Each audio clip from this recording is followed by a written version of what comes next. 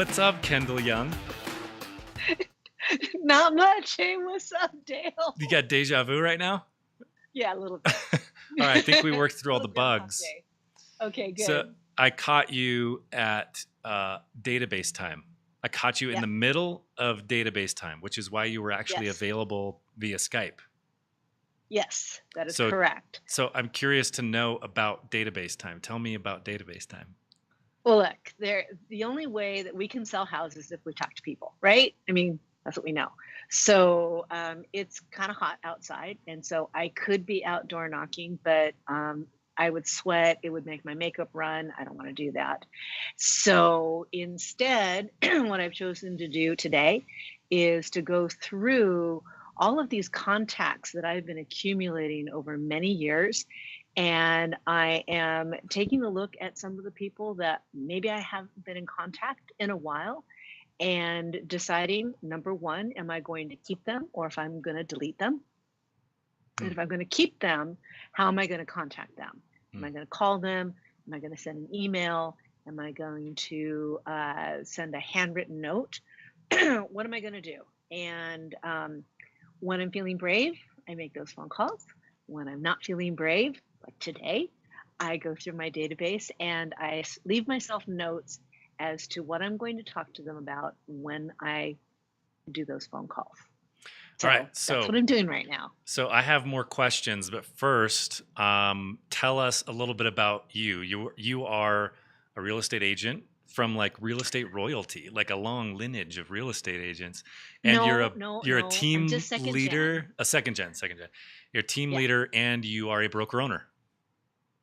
Yes, those are some of my titles. What are the other? What are the ones we're missing? Hey, you. I need. Yeah, I need. No, I am second generation real estate agent. I spent most of my career saying I would never ever manage other real estate agents, and so of course now I own a brokerage, and it's my job to develop talents of the people in my business. Yay, which sometimes feels a little bit like being a nanny. And sometimes we get to celebrate great wins. Like this week has been a week of great wins. So, those are some of my titles. It's just the first week of June right now, so we're in the height of the busy season for you. So tell me, you mentioned you told yourself you would never be managing other real estate agents. Never. So how did this happen then? I'm old. I got bored. Yeah, like what was the conversation that you had with yourself that said, I'm going to recruit my first agent, or I'm going to hire my first assistant, or like how did that all start? Oh, well, the assistant thing, that happened a long time ago. Okay. The assistant thing happened 12, 15 years ago. And that was discovering my personal limit is 10 transactions running all at once. I can't do more than that, and I don't have a life when that's happening. So I hired my first assistant, a high school student. Anyway, I've learned a lot since then. Hiring my first agent was me saying, look, I've accepted that listing properties is something that I'm pretty good at, and that I'd actually rather do that. And some people listening to this podcast are going to laugh, but I actually spent most of the first part of my career, once I've been doing this for 31 years, so probably maybe the first 16, 17 years of it, I thought that I wouldn't want to list property. I thought that working with buyers was more suited to me. And because listing seemed like an adult responsibility, and since I'm still not an adult, I certainly wasn't 15 years ago. But when I decided to start listing property, I got good at it, and then working with buyers seemed like a distraction from developing listings. And what I really truly believe is that the skill sets are very different. The skill set to work with a buyer well is a different skill set than working with a seller in a great capacity.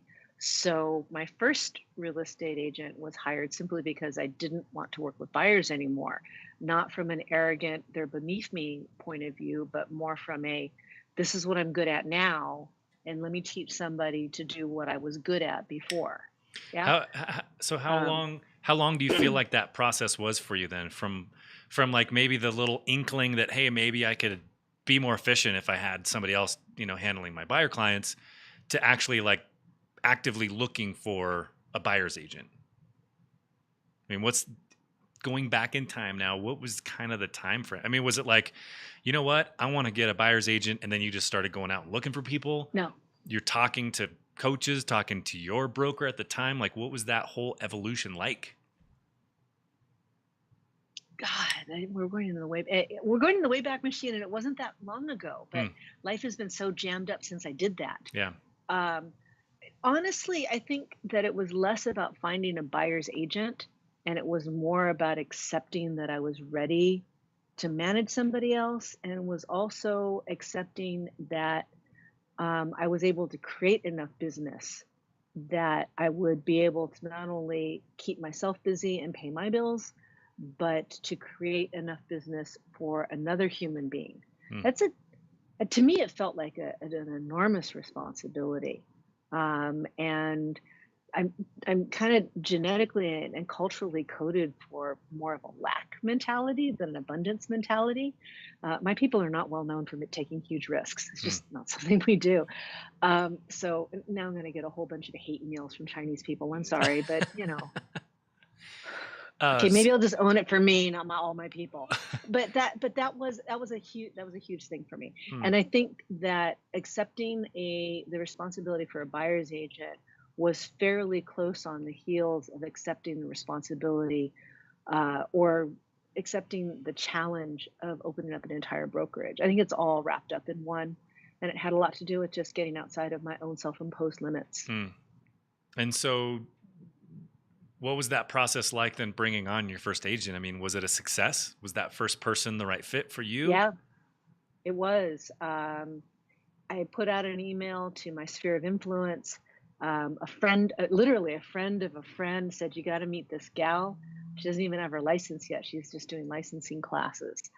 I met her. I didn't know anything about what I wanted from a broker, from a buyer's agent at all. Hmm. I fell in love with who she was, which is a truly good human being, and started training her. Took her on rounds when I went door knocking. I was by her side for a lot of open houses. She watched me model how I communicate with people, how I create trust in relationships. Um, she modeled me probably for a lot longer than is normal. Hmm. But my normal is not geared to be like the industry normal anyway. Hmm. Um, and she probably didn't fly on her own for a good 3 to 6 months. But boy, I'll tell you, she would take my people and she would be able to seamlessly move in. And we're talking people who are my past clients, have known me forever. And she was able to take over and make them feel comfortable, make them trust her, and to get him into homes that they really wanted to be in. And she just, man, 2 years, she Hmm. just converted and sold and serviced and made my clients happy, like a charm. Hmm. So let's fast forward then, a little bit. When did you launch your brokerage, Diggs? When did that happen? I launched the brand in 2013, June 2nd, 2013. Facebook just helpfully sent me a little reminder Ah. and said, by the way, on this date, you launched Diggs, which was pretty fun. I did not launch it as a brokerage. It was just a Hmm. brand. I housed it under another brokerage because, I was never going to have a brokerage. Hmm. Yeah. So then when did you step out and launch it as a brokerage? 2014. Okay. So about a year and some change Okay. later. What spurred that decision? Why would you, I you're picked, potentially growing a team at this point. yeah. Why start a brokerage? Well, I didn't want to do the things that I perceived a brokerage did. I didn't want to deal with E&O. I didn't want to deal with compliance. I didn't want to deal with operations and a bunch of Oh, stuff well, that I come on, didn't all the really. fun stuff. I didn't want to deal with any of that because I didn't know what it entailed. I just wanted to sell homes in the coolest way possible. Hmm. Um, I picked the best brokerage and the best human being that I could find in my area to align digs with. Hmm. Unfortunately, that brand was really married to a lot of super old-fashioned stuff. Hmm. And their pace of evolution, their pace of meeting the customer's expectations and providing a better real estate experience. I knew it was really slow. I knew that it wasn't me. I didn't know how much it was going to hold me back. Hmm. Yeah. This So is despite the the, best of intentions, I wasn't able to make it work with them. Yeah, this is really interesting because last week I was just thinking about this a lot. I posted a little video on Facebook talking about cut day and saying, I want to start doing this once a month where I spend a little bit of time evaluating everything that I'm doing day to day and what I have my team doing day to day and figure out something that should be cut. Hey, maybe I might stumble upon a month here or there where I don't feel like we have any fat that we need to trim, but I spent a lot of time thinking about cut day because it's really hard. Like I'm kind of attached to a lot of these things that I do. And going through this exercise, I thought a lot about patience, and I thought a lot about how maybe sometimes I'm too patient with certain things, with certain Hmm. people, and maybe it doesn't help Hmm. me, and maybe it doesn't help them. So while Yep. I want to maintain a soft heart as much as I possibly can, I don't want to compromise my hard headedness for success. And I think that's something you and I have in common. Why I think we get along is because I very much see We get you as a along. Wait a minute. Uh, usually Okay. Wait. 90% of Well. the time. Well. Oh, oh, all right. Fine. So like you have a hard head, stubborn for certain things, and a soft heart for other things. How much do you think that played into the decision, or did it at all, or do you even think about that? Actually, this particular decision was very clear to me very Mm, early on. I stayed with that brokerage for maybe 8 months total, but I knew that it wasn't going to work within 3 months. it was just a It matter. was It was just just biding your time then. For I needed to get my broker's license is what yeah, I needed to do because I didn't have it. got it. And I was super clear that the people were the right people. It was the environment. It was a paradigm that they had created that didn't work. Mm. So there are definitely different styles in brokerages, Yes. Yeah. different Yeah. styles so we're seeing this emergence now of very consumer focused brokerages on a large scale. Hmm. There are certainly still plenty of room in the market for agent focused brokerages. What Yep. How do you think about that and your positioning in the market, and how did that whole strategy play into what you wanted to do with Digs? That's a huge part of it. Hmm. I believe that as an industry, so I'm going to go really big and then I'm going to get, smaller. Please Okay. do. So as a huge industry, um, we're terrible Hmm. at consumer experience. We're just terrible. In fact, I'm working on an essay right now, which is the concept that as an industry, it never occurred to us to tell consumers what we do to be worth our commission. I mean, we just don't do it. We talk about how we're number one, we're luxury, we're global, we're best, we're lifestyle, fill in the blank. But none of those buzzwords actually says this is what we do to be worth any commission whatsoever, right? So, so that's bad as an industry. As at a brokerage level, we've become an industry that has brokerages that warehouse bodies, for lack of a better, we call them body shops. That's the jargon we use within the industry. And it's big, it's an office that has maybe 50 desks, but 300 people on their roster. And of the 300 people on their roster, 20 of them sold enough homes to actually make a living wage. And of those 20, only five of them are making good money, right? So five people out of 300. this is not delivering a good customer experience at a brokerage level, Mm, right? Now, there are a lot of real estate agents that do a good job of delivering a great customer experience, but many of them are doing it on instinct and hard work, not forethought and strategy. So they're either doing it through the force of their will, they just work harder than anybody else, and they're constantly thinking about what their client needs and rushing to deliver it. And those are the people who are, by and large, working 24/7, mm. right?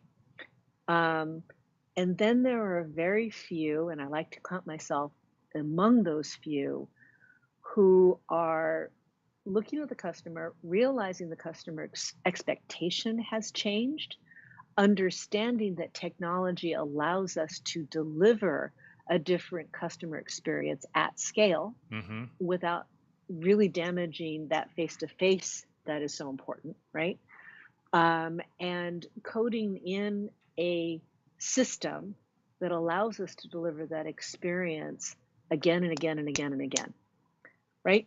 Yeah, And I won't, yeah. right? I won't say despite our individual talents, but I would say that the individual talents are an addition to the foundation of the operation.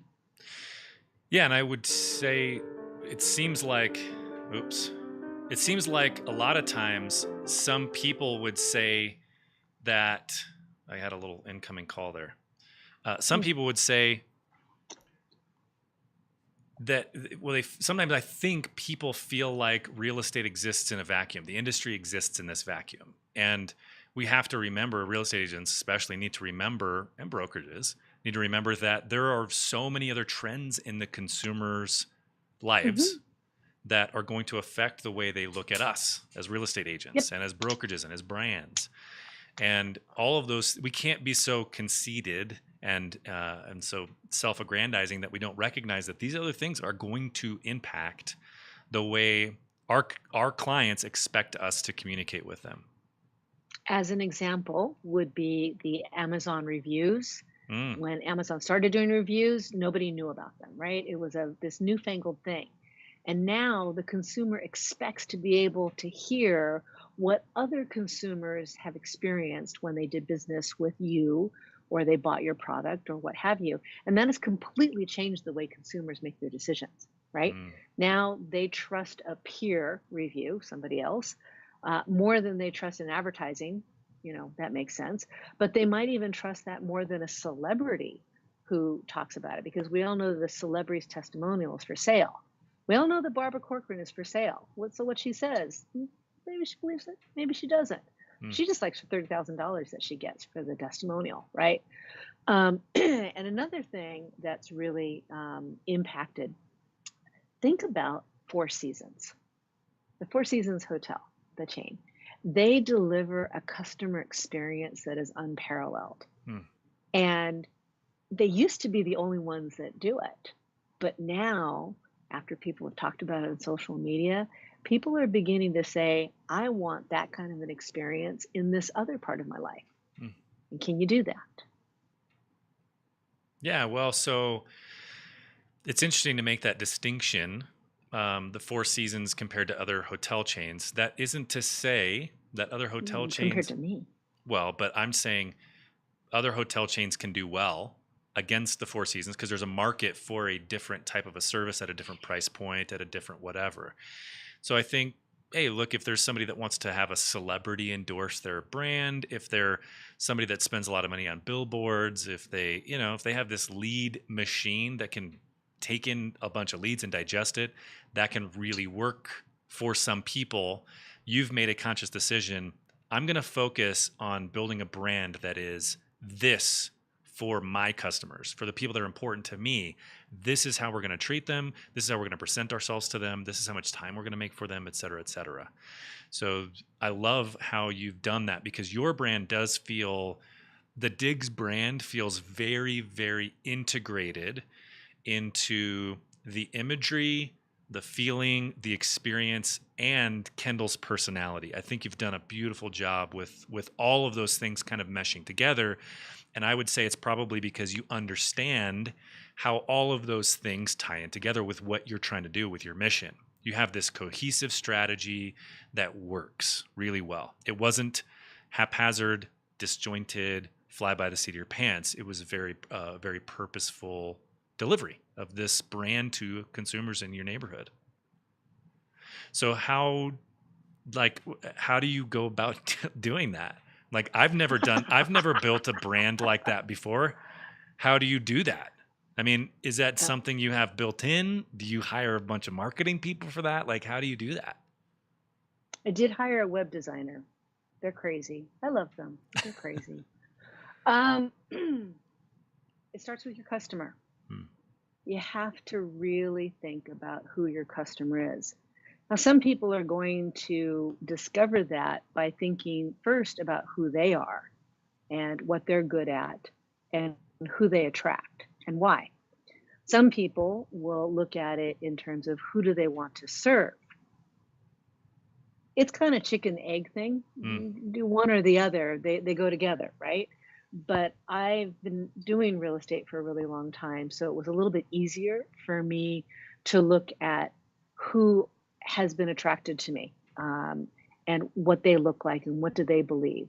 So the foundational thing that I was looking at is what is the customer thinking? What is it they're feeling? What do they believe about real estate, about themselves, about their community, about me, about my company? So did a really deep thinking session about that. A lot of writing, rewriting, rewriting again. This is not an easy thing to do. It didn't happen like in 5 minutes. It's like, oh Right. look, I think we're gonna do digs and we'll be super cool and add a second G. And look, I think we'll do these. I mean, it's not like that, right? So after really getting to know what your customer is, since like I said, when I started digs, it was never going to be a brokerage. It was just going to be me, and it was going to be my ecosystem. I just wanted to know what my ecosystem should look like, feel like, and represent, because a brand is not a logo, it's not a set of colors, it's a promise of what it's going to be like if you do business with me. Hmm. So I just I wanted to know what the people who have been doing business with me, what do they expect, Yeah. So right? I mean, And so you everything you fell from really, that. yeah, and you really knew from day one what it was going to be about. It was going to be Mhm. very much a consumer-facing brand, and then a Yes. consumer-facing brokerage.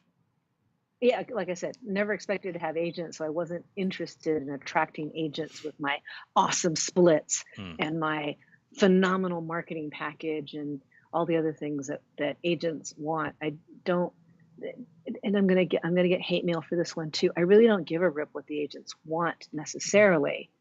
I only care about what the agents want insofar as it allows them to do a better job for their customers, Hmm. right? I care about that a lot. But all the rest of the stuff that the industry focuses on as a way of attracting and retaining superstar agents, and I guess maybe I'll never be a brokerage that has that.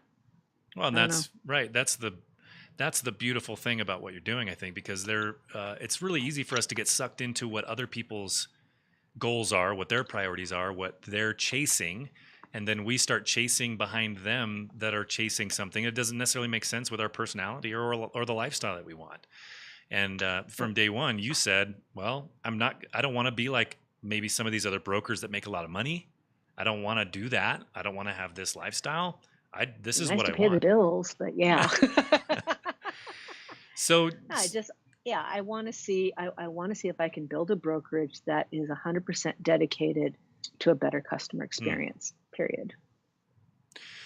So now when you're recruiting new agents. So I was talking to you on the other, I guess I was talking to you on the phone last week, and you had to cut me off because you had an agent coming in for kind of a training session.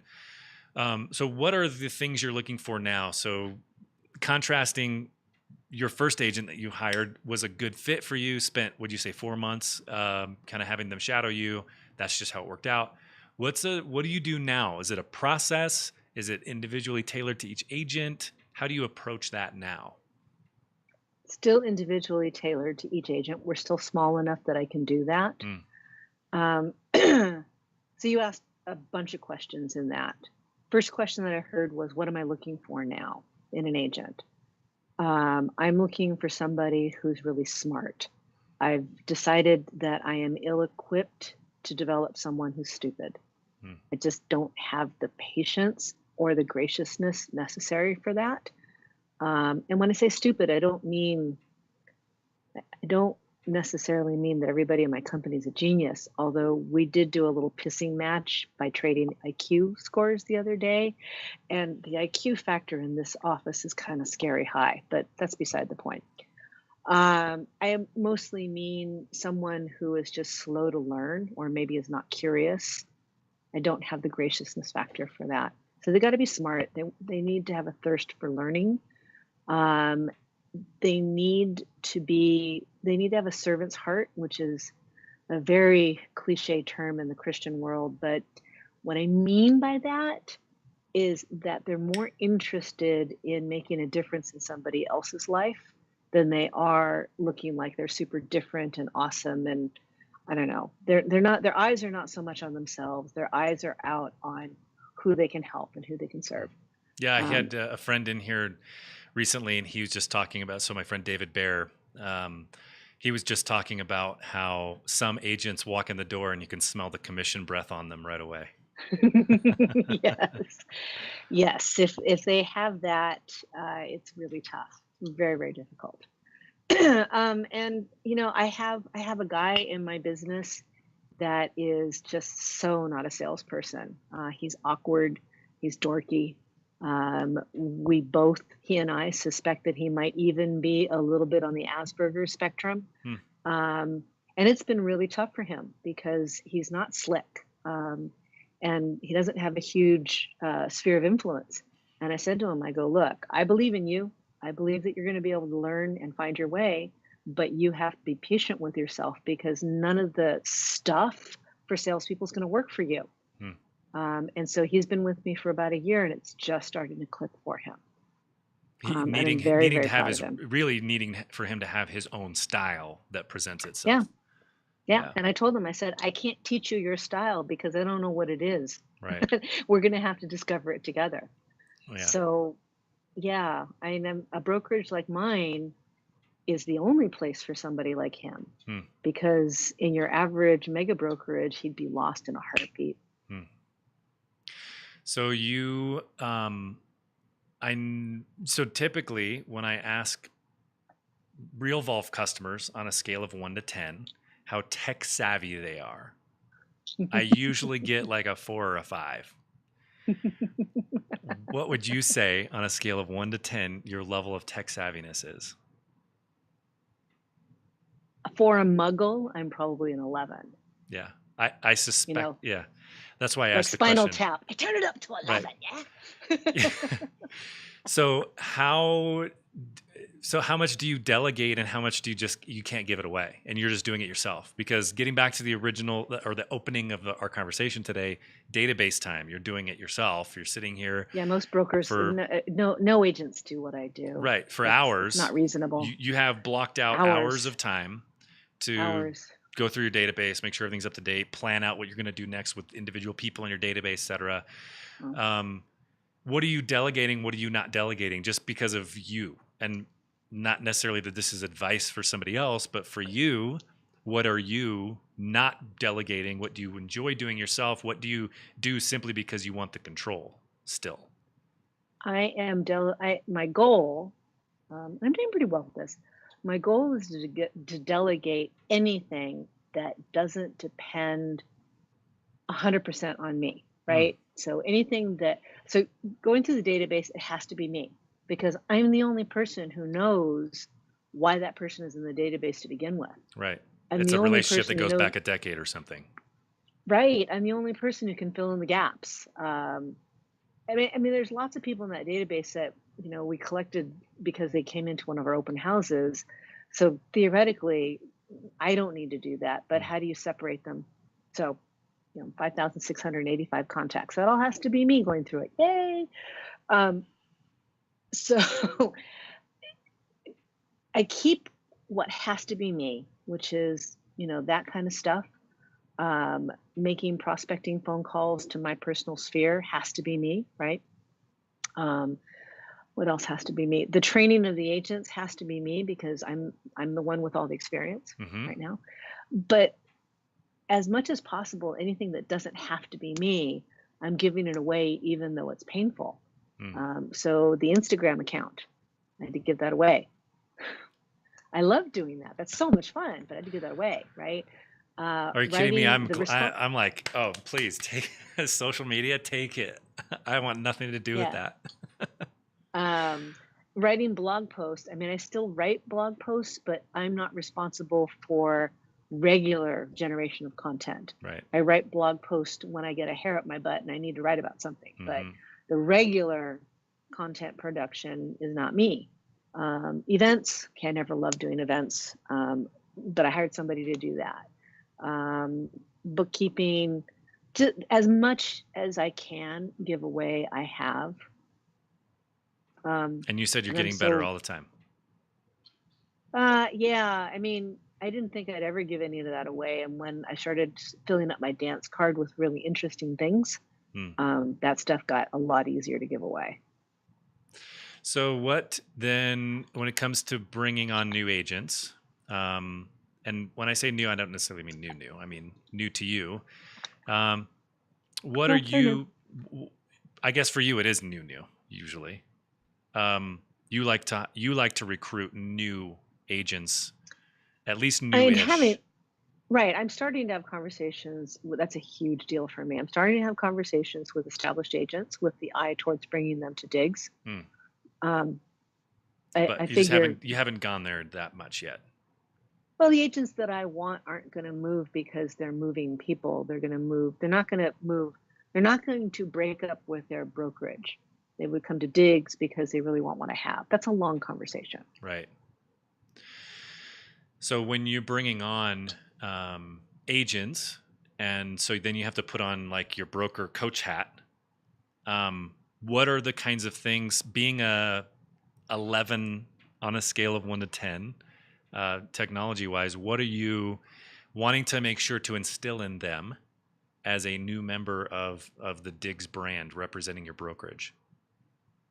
Well, what I gave up is the idea that I would attract agents that are as technologically interested as I am. And we've coded everything so that they don't actually have to intersect with technology. They Hmm. just need to go out and be good people. So that was a huge shift for me. Um, I do have a reputation for being a major dork, major geek. No. So, yeah. So, calming them down so they realize that they don't have to be a computer whiz to be a success at digs Hmm. is definitely part of it. They look at all. I don't have any. I don't have any of the trappings of a normal office, so it's a little disconcerting for Hmm. someone coming to work here. They're like, "Where's my cubby? I don't have cubbies. Where are my file folders? I don't have those. Where's my file drawers? Don't have those either. You know, where's my phone? Yeah, we don't have those either. So um, You have your cell phone or yeah, your laptop, you're good. yeah, that's pretty much it. Yeah. Um, and yeah, so that, and that's another reason why I want new agents is that they're easier to shift into that paradigm than the old model, um, where basically people wasted a lot of time at their desk, Hmm. right? And then the rest of it is getting them focused on what truly matters and discovering their limitations and helping them bust through those. Hmm. So what's next for you then? Are you what World kinds of, domination. yeah, what I mean, are you looking what does the future that you see look like for you and for Diggs? What are you looking at in terms of your next goals, milestones? How far out do you look? Hmm. My um, affirmation goal, if you will, the one that I write about every morning, is to have 10 active saleable listings for the company Hmm. every day. Which is a pretty big goal for a small brokerage. And to not get tangled up on how I'm going to make that happen. And it's a big deal here in California. Most agents will have maybe one listing active because they sell so quickly. Yeah. So to have 10 active all at once, it's a big, big deal. And that will only happen if I'm able to attract producing agents Mm-hmm. that are able to do that, right?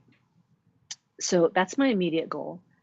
So there's lots of stuff that falls from that, right? That means that in order to make that happen, I need to attract producing agents, and I need to develop the agents that I have, and I need to further my community relationships so that we attract more people who need us. And so there's lots that falls from that, Mm. right? So that's my immediate goal. Not particularly far off in the future goal is to figure out how to get out of production. I don't want to sell houses anymore. I don't even want to list houses. So there's lots of stuff that falls from that. I need to be able to either develop or align with an agent who can be that listing agent within Digs. I need to develop a system so that no matter what, the client will get a predictable experience from transaction 1 to transaction 10. It's a predictable experience. Mm. Realvolve has a huge part to do with that. And then where we go from there, will I open additional offices? Will I do something really big? Will I go outside of my geographic area? Those are too far in the future for me to really chew on. I've got stuff nibbling in the back of my head and no real commitments. Well, I every time I get to chat with you, it's always invigorating. I really appreciate you taking a few minutes. We're out of time now. So generous of you to spend time with us. Really, thank you so much, Kendyl. And it's fun to watch your brand grow, and it's always a pleasure to rub shoulders with you. We'll talk to you soon. Talk to you soon. Bye. Bye.